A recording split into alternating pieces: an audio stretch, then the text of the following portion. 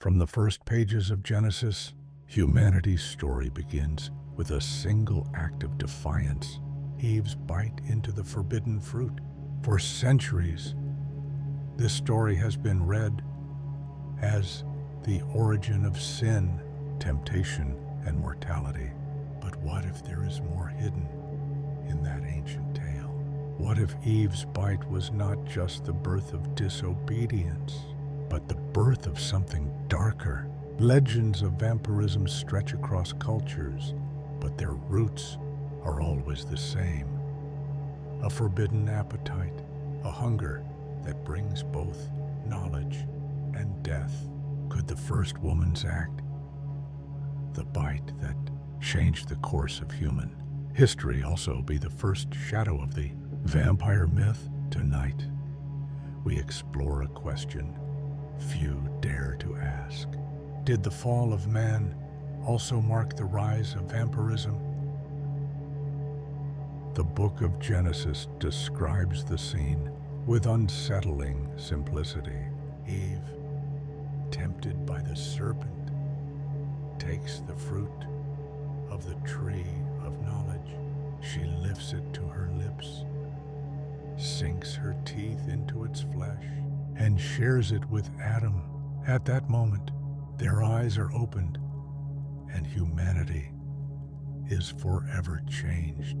For centuries, theologians have interpreted this act as symbolic. The birth of sin, the awakening of desire, the loss of innocence. But beneath the surface lies imagery that echoes eerily with later tales of vampirism. A forbidden bite, a fruit filled with mysterious power, a hunger that transforms the body and soul. In ancient Mesopotamian myths, forbidden fruits often carried not just wisdom, but curses. In some traditions, to consume what is forbidden was to take into oneself a spirit, an infection of the soul. What if Eve's bite was more than symbolic? What if it introduced into humanity a hunger that would never fully be quenched? Vampirism has always been tied to appetite, an unholy thirst, a craving that transcends ordinary hunger. Eve's bite was the first appetite unleashed outside divine order. Before the fruit, Adam and Eve lived in harmony, their needs provided without toil or blood. After the fruit, they were cast into a world of suffering, sweat, and eventually death. Appetite had become hunger. Hunger had become survival. Even the serpent's role cannot be ignored. In later folklore, serpents are often linked with blood drinkers, demons, and shadowed seducers. The snake whispers, tempts, offers forbidden pleasure. And in that moment, Eve becomes the first to surrender to desire's sharp teeth. What if the story of Eden is not only about sin, but about a transformation that echoes in the vampire myth? The crossing of a line between innocence and hunger, between harmony and predation. The first bite was not into flesh, but into fruit. Yet, it awakened in humanity the possibility of defiance, desire, and a thirst that would follow us through the ages. The serpent in Eden has always been cast as tempter, trickster, and deceiver. But when we look closer, its role mirrors another figure long associated with vampirism. The seducer, the one who whispers promises that conceal a curse. The serpent does not strike with fangs. Instead, it coils around Eve with words offering knowledge and power that God had withheld. You will not surely die, it says. Your eyes will be opened, and you will be like gods, These are not the words of a simple beast, but of a being that understands hunger, how to plant it, how to awaken it, how to lead a soul to taste what it should not. In countless vampire myths, the monster never simply forces itself upon its victim. It entices, it tempts. The vampire often arrives not as a creature of terror, but as a figure of beauty, mystery, and allure. It whispers of eternity, of forbidden pleasures, of a power that defies mortality. The serpent's words are no different. It offers immortality, not through blood, but through knowledge. And, like the vampire's kiss, the promise is never what it seems. When Eve bit the fruit, she did not die immediately, just as a victim of the vampire does not always fall lifeless at once. Instead, she was transformed. Her eyes were opened. Awareness poured into her veins, both a gift and a curse. She saw the world differently, felt desire differently, and tasted mortality for the first time. It was not death in the moment, but death unfolding, an infection of time itself. Some ancient Jewish traditions even speak of Lilith, a figure tied to both the serpent and the vampire, cast as Adam's first wife in extra-biblical lore. Lilith defied submission and was said to prey upon the blood of infants and men alike. In these myths, she becomes the first vampire, intertwined with the serpent's rebellion. Could it be that the story of Eden contains more than one shadow? That behind Eve's bite stands Lilith's hunger, guiding the serpent's words? The imagery is unsettling. A garden, once pure, now haunted by whispers of eternal hunger. A serpent, not striking with venom, but with seduction. A woman, biting into fruit not just to eat, but to awaken something forbidden. When we read the story through this lens, Eden becomes more than the birthplace of sin. It becomes the stage for the first vampiric moment in history, a temptation that awakens appetite, a bite that transforms the soul, and a curse that bleeds into every generation that followed. So we must ask, was the serpent only a symbol of temptation, or was it the first vampire archetype, planting within humanity the hunger that would echo through myth and nightmare for millennia? After the bite, everything changed. Eden was closed, innocence was lost, and for the first time, humanity was cursed with death. God's words to Adam and Eve in Genesis are striking when viewed through the lens of vampirism. To Eve, he declares, "I will greatly increase your pain in childbearing. In pain you shall bring forth children. Your desire shall be for your husband, and he shall rule over you." To Adam, "By the sweat of your brow you shall eat bread until you return to the ground. For out of it you were taken, for dust you are, and to dust you shall return." The perfect harmony of Eden was shattered. Desire became entangled with suffering. Hunger became tied to labor, and for the first time, blood was spilled to cover humanity's nakedness. Genesis tells us that God clothed Adam and Eve in garments of animal skin in order to hide their shame, a life had to be taken. Blood had to be shed.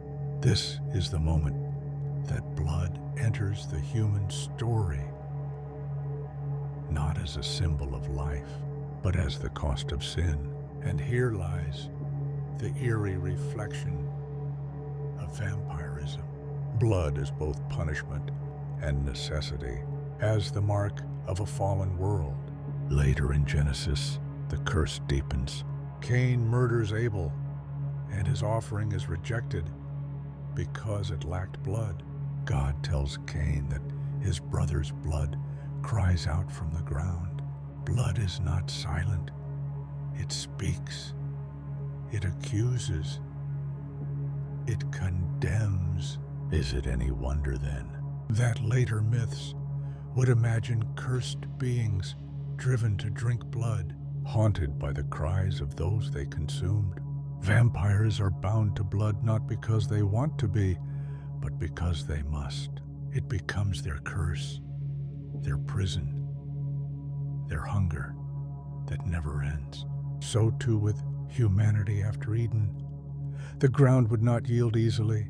Food would be taken only by toil, sweat, and eventually the shedding of blood. To survive, mankind was now dependent upon death, and this curse was not only physical, it was spiritual. Eve's bite introduced mortality into the veins of humanity. What the serpent promised, "You shall not surely die," was a half-truth. They did not die instantly, but death had already entered. Like a slow infection, it spread through every generation. Just as vampirism is passed through the bite, so too death was passed through Eve's act, a hereditary curse flowing in blood. When we consider this, the parallels sharpen. Vampires are beings cursed with immortality, yet tied to endless death. Humanity, after Eden, became mortal, yet tied to endless hunger. Both are trapped in a cycle of appetite and consequence, shadow and blood. The curse of Eden, then, was not just exile from paradise. It was the beginning of blood as destiny. And in this curse, we see the reflection of vampirism, life defined by hunger, survival marked by death, existence haunted by the taste of blood. While Eve's bite is the centerpiece of Genesis, there is another figure who lingers in the shadows of ancient tradition, a woman who never appears in the Bible's official text, yet whose legend is woven deeply into Jewish mysticism and folklore. Her name is Lilith. According to extra-biblical sources, Lilith was Adam's first wife, created from the same earth as him rather than from his rib. But unlike Eve, she refused to submit. Lilith rebelled against Adam, fled Eden, and, in some traditions, consorted with dark powers. From this moment, her image became entwined with seduction, blood, and death. She was said to prey upon newborn children, to seduce men in their sleep, and to drink blood in the night. If Eve represents obedience turned disobedience, Lilith represents rebellion itself. Together, their stories form two sides of a coin, one who submitted to temptation and one who embodied it. Eve's bite may have introduced death, but Lilith's legend turned death into appetite. It is here, in this combination, that the earliest archetype of the vampire begins to take shape. Consider how the myths intertwine. Lilith is often connected to the serpent in Eden, whispering temptation through its coils. In later traditions, she is cast as a winged night demon, a figure who drains life to sustain her own existence. Unlike Eve, who passed mortality to all of humanity, Lilith is imagined as escaping mortality, yet cursed to walk in shadow, bound to blood. The vampire myth has always been shaped by this tension. The eternal woman, beautiful and terrifying, who brings both desire and destruction. Eve's act gave humanity knowledge and death. Lilith's legend turned knowledge into seduction and death into hunger. Together, they create a narrative blueprint repeated across countless cultures. The woman whose appetite alters the world forever. Think of how vampire stories echo this duality. There is always a forbidden kiss, a forbidden touch, a forbidden bite. Behind it lies temptation, rebellion, and the mixing of desire with destruction.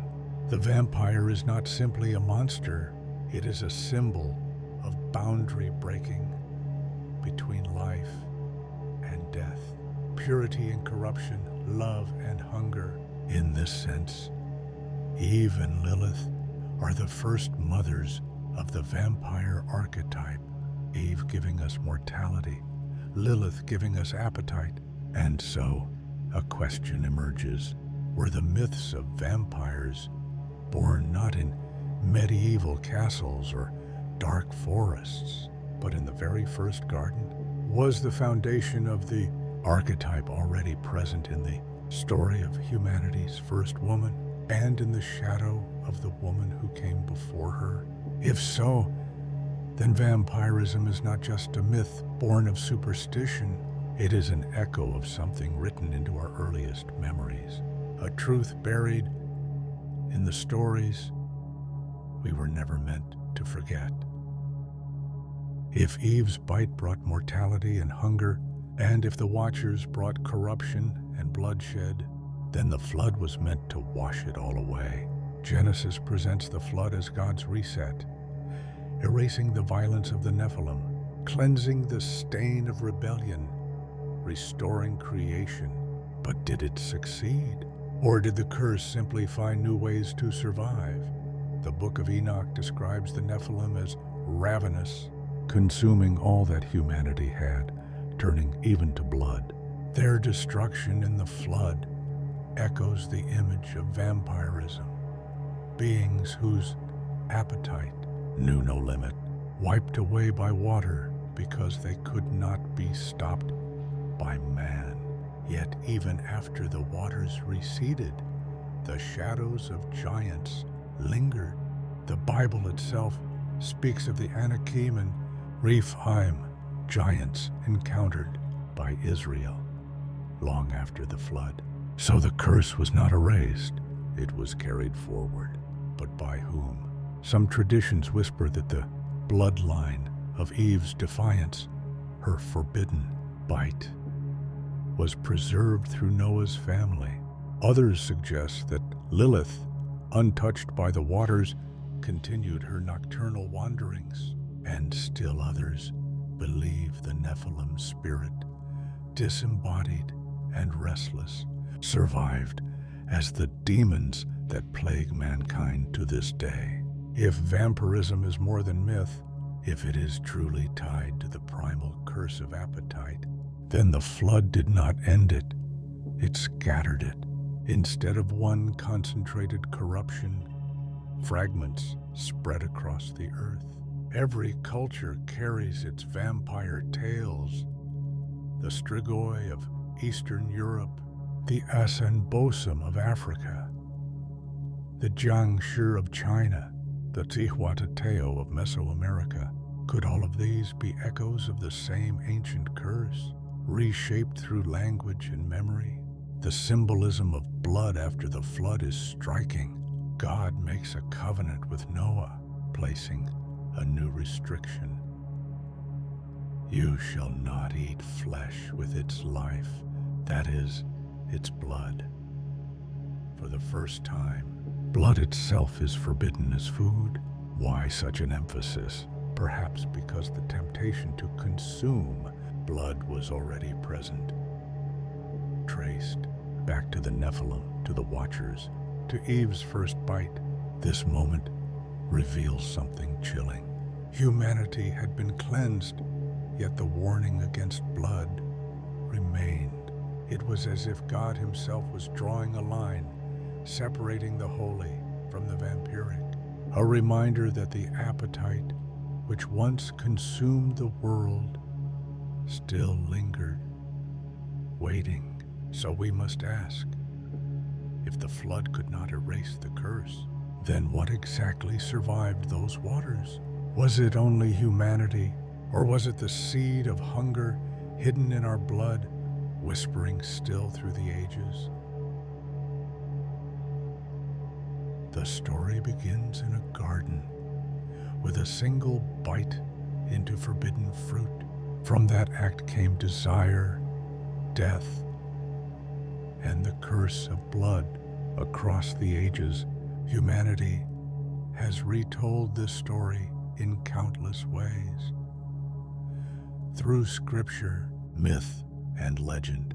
But beneath each version runs the same shadow: hunger. Eve's bite was more than disobedience. It was the awakening of appetite, the desire to taste what was forbidden, to reach beyond human limits, to consume knowledge and power not meant for us. In that sense, the vampire myth is not foreign to our history. It is woven into our very beginning. Vampires embody the consequences of that bite. They are beings trapped between life and death, cursed to survive through endless appetite, condemned to live by blood. Humanity, too, carries its own reflection of this curse. From the moment we left Eden, survival has required blood. Animals slain for food, sacrifices burned upon altars, wars fought across centuries. Life after the first bite became inseparable from death. The parallels are undeniable. Vampires cannot escape their hunger. Neither can we. Vampires feed upon blood. Humanity is warned by God himself not to consume it. Vampires are cursed with immortality. We are cursed with mortality. Both conditions are prisons born from the same original defiance. As civilizations rose, the imagery only deepened. Ancient myths of Lilith, the blood-drinking night demon, carried forward the shadow of Eve's rebellion. The Nephilim, giants born of forbidden unions, devoured flesh and blood like monsters of appetite. The flood cleansed the world, but stories of vampires, demons, and restless spirits spread across every culture, as if the curse could never truly be drowned. Perhaps this is why vampire legends never die. They are not inventions of medieval imagination, but echoes of something older, something primal. They are the memory of humanity's first hunger, retold in 1,000 different forms. So when we ask, did Eve's forbidden bite begin vampirism? We are not only asking about myth, we are asking about ourselves. Was the first vampire not a creature lurking in the shadows, but humanity itself, forever marked by a hunger that can never be satisfied? The story of Eden may not be about a garden long lost, but about the curse we still carry. A curse written in blood, passed down through every generation. A curse that whispers to us in temptation, that haunts us in hunger that lingers in every legend of the vampire. And so the question remains, one that unsettles even as it fascinates. Was the fall of man also the birth of the eternal hunger? The moment the first vampire was born,